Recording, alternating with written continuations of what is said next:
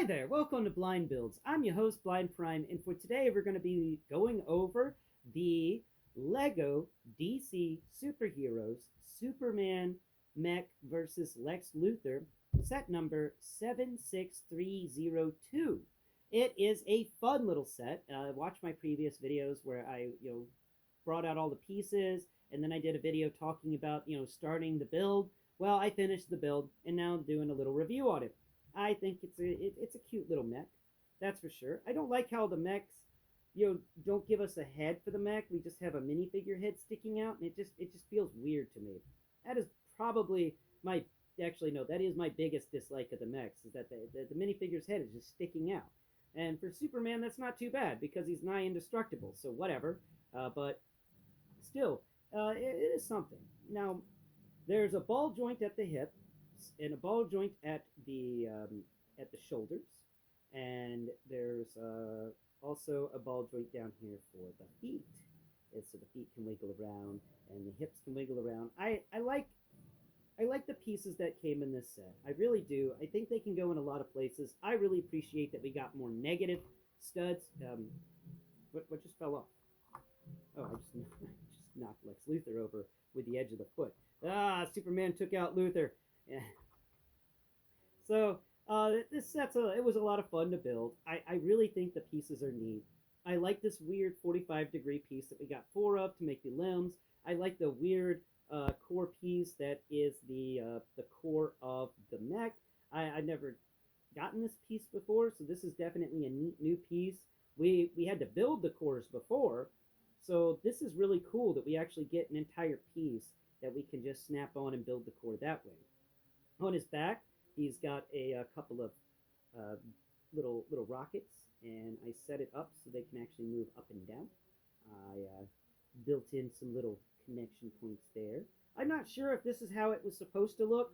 I built it blindly. I just kind of went with the idea that it's a mech, and there were some pieces that were obviously fingers, and there were some pieces that were obviously arms and legs, and there was a piece that obviously kept a minifigure inside of it. And of course, then I watched a review on it, and somebody said something about rockets on its back, and I was like, oh, those two weird circle pieces I found must be the rockets.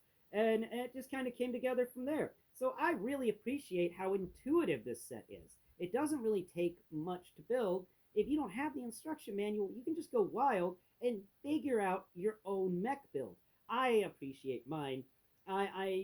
Sometimes I get my friends to just take it apart and rebuild it, but not this time. I like my mech more than I like whatever mech we were supposed to originally build. I kind of like mine more. I like the fact that he's got these fun joints. I like the. I do wish that we had gotten some pieces to make the hand rotate, give us some hand articulation. But oh well, we just have basic articulation for the hand, and the way it's built, the hand can't even do anything but just kind of lay around on the side. I do say that playability wise, these mechs don't really bring a lot. You do have to do the imagination thing a lot with them. But I do appreciate it. I think it was a fun build. I like the triangle on the front, which apparently is Superman's shield. I originally thought it was this long piece that I made into the shoulder pauldrons. This 2x4, that's actually a 2x6 because two of the studs have points, so it's a 2x4 flat tile, but then an edge comes out into a little point like a beak. I like that piece. That's a piece that I've been getting a lot more often of, and I really appreciate, and I think it's cool. And I wonder if somebody's actually already turned that piece into home plate, because if you weren't aware, if anybody was ever trying to make a baseball stadium with Lego, the biggest problem with that was home plate. There wasn't a tile that had an edge on it that was a point like this one. And this is the exact size for home plate on a baseball field. So I wonder if somebody's actually used this to create a little baseball field for home plate. Because if you don't know anything about baseball, home plate, that point is really important because that is the origin point for the field. The field is made with two diagonal lines that each come off of this point at home plate. That's why it's called home. It's at the origin of the field.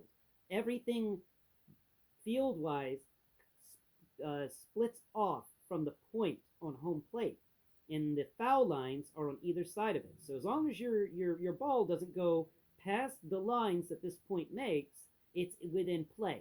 And that is really fun, and that's cool that we get this piece. And I really would like to build a baseball stadium with it. But how do you get that diagonal correct with all that? You know what? That is something to play with one day. Maybe I will build a baseball stadium with it one day when I have enough pieces. Because Lord help me, I do not have enough pieces for a stadium. Uh, anyway, so that's the figure here. I like all the tiles it came with. It came with so many tiles. There isn't a negative stud. I mean, there isn't a stud visible on this set. They're all covered by tile, and I love it. I love how we do all these finishing things with tiles these days. We're getting so many tiles, and there was a time, I've been collecting Lego, or at least playing with Lego since the early 90s. My family got me Lego when I was 5, and I just always had Lego around me. So trust me when I say that the new age of tiles is amazing, and I love that we get so many tiles. We never got tiles before. It was so rare. So let's open it up and look at the Superman. We got the Superman here. I'm just going to pull him out. Now, Superman here is a normal minifigure. He's got a fun hair sculpt. He's got the Superman little swoosh in the hair. I like it. And he's got a single hold cape that is very soft cloth. And the double hold capes worked very well for some minifigures, but for Superman, it needs to be the single hold because his cape's always just kind of flowing around. It's always flapping around. It's always doing things, and he needed a softer cape, a more malleable cape to get those things in. Now we'll look over here at Lex Luthor, which I'm very happy to get a Lex Luthor because I have this Lex Luthor mech that my brother gave me years ago. Pieces of it are missing because it's been through a few moves, but my Lex Luthor mech here has been missing a key component, and that's Lex Luthor. I've just not had a Lex Luthor for the Lex Luthor mech. For a while, Mr. T sat in the mech from the A team, but I wanted Lex Luthor for the mech, so I got Lex Luthor. So let's go ahead and put Lex Luthor in the mech, and I'll answer a question that everyone's had about this set. So we're gonna put the kryptonite that he gets on top of this little canister thing on his back. The canister made to take in kryptonite and turn it into some aerosol form where he can then spray it onto Superman with his weapon or some sort like that. Let's go ahead and put him in a sitting position. I like that he gets pauldrons. This will allow me to know which one of the figures is Lex Luthor. I like the pauldrons. I'm going to set him in there. And, Lex Luthor always surrounding himself with kryptonite radiation. No wonder he's bald. Guy's got he's got some radiation problems. So let's make sure we can close this up. There it goes. And he is now in his mech. So the question that I'm answering here is, why does Superman need a mech? Well, when Lex Luthor has a mech that has a giant gun on the end of it that shoots, condensed kryptonite, Superman may need a mech to keep him protected from that kryptonite. Now, does Superman need a helmet? Yes. Yes, he does. But to answer the question, why does Superman need a mech? Well, he needs a mech whenever Lex Luthor brings out the kryptonite guns. When he starts shooting you with kryptonite cannons, you're going to need a mech if you're Superman to protect you from that deadly radiation. Now, my thoughts on this is I really wish they had done this mech in black and silver, and they had done the Superman in black and silver and not given him a cape. Now, if we had gotten black and silver Superman, and all you Superman fans out there know what I mean when I say black and silver Superman. For those of you who don't, read A World Without Superman and then Return of Superman. If you want to, you can read Death of Superman. That is an amazing trilogy of stories. I recommend it. That is the best that DC did, in my opinion. I absolutely love that trilogy of stories. They are all amazing, and the artwork is superb.